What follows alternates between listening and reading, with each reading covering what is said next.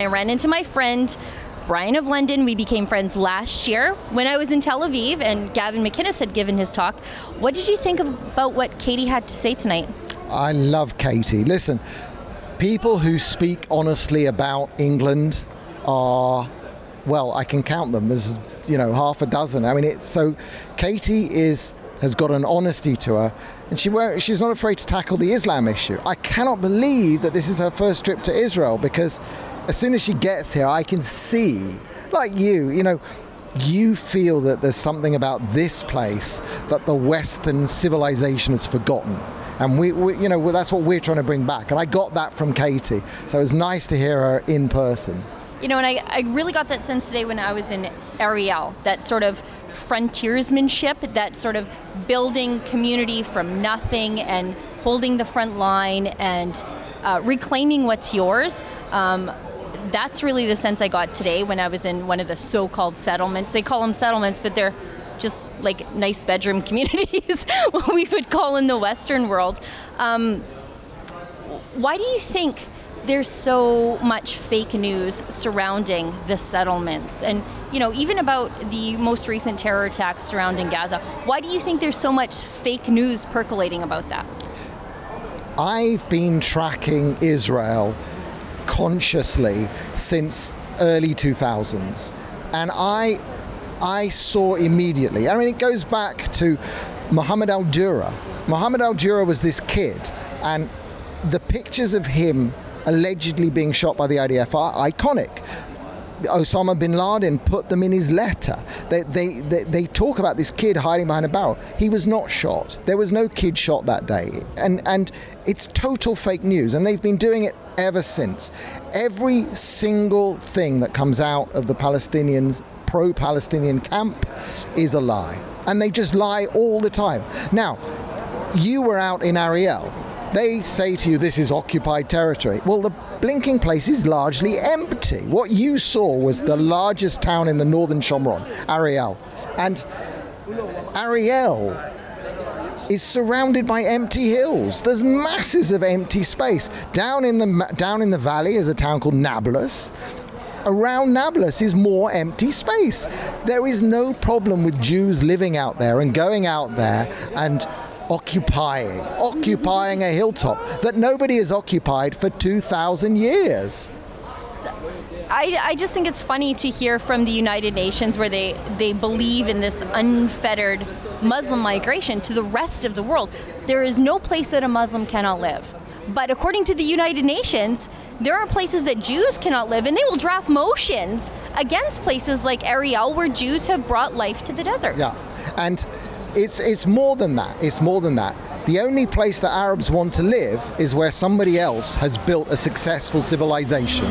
You track the fake news about Israel. Why do you think there's so much of it? Like, what do you think the motivation is? I have my own sort of ideas about why there's so many lies told about Israel. For example, the baby. The baby that was supposed to have died from a gas attack. Yeah. Okay, first off, why are you bringing a baby to a riot? Yeah. But second of all, the baby didn't die. No. She died of a congenital genetic disease. Same one that killed her brother a few years before, because the family has got a congenital problem. Why is there so much fake news? Look, I think that there is massive jealousy. I'll tell you a very deep problem here, which is that I believe that Judaism gave to the world the ideas of one law for all. Whether you're a king or a commoner, there is one law for all. And this is what we're losing in the West with with the intersectional nonsense. One law for everybody. And that is the antithesis of a dictator. That is the antithesis of a king.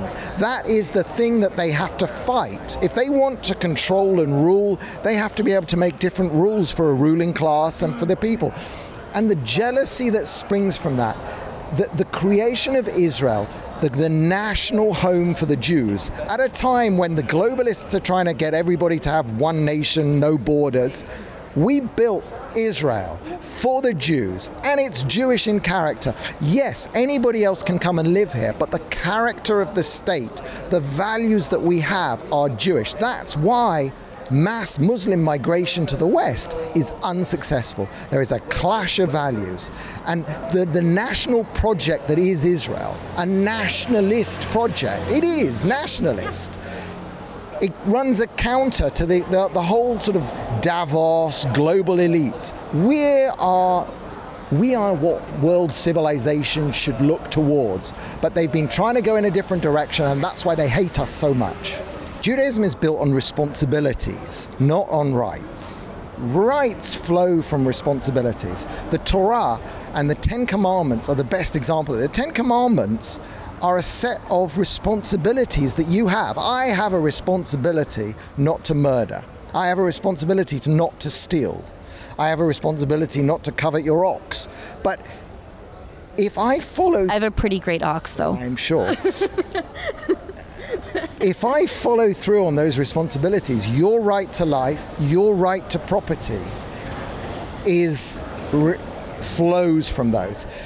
And we're so different here by having this underlying ethos of one rule for all, one law, and we really do, we fail in little ways and so on, like everywhere, but we stick with that value system, and it's a successful value system. It's the value system that underpins Western civilization, and it was successful for centuries, and it produced amazing human progress in terms of living standards and science and everything we value. And at the moment it seems like we're trying to turn it all backwards. What a great interview with my friend Brian of London. If you want to see all of our coverage here from Israel, go to therebelisrael.com.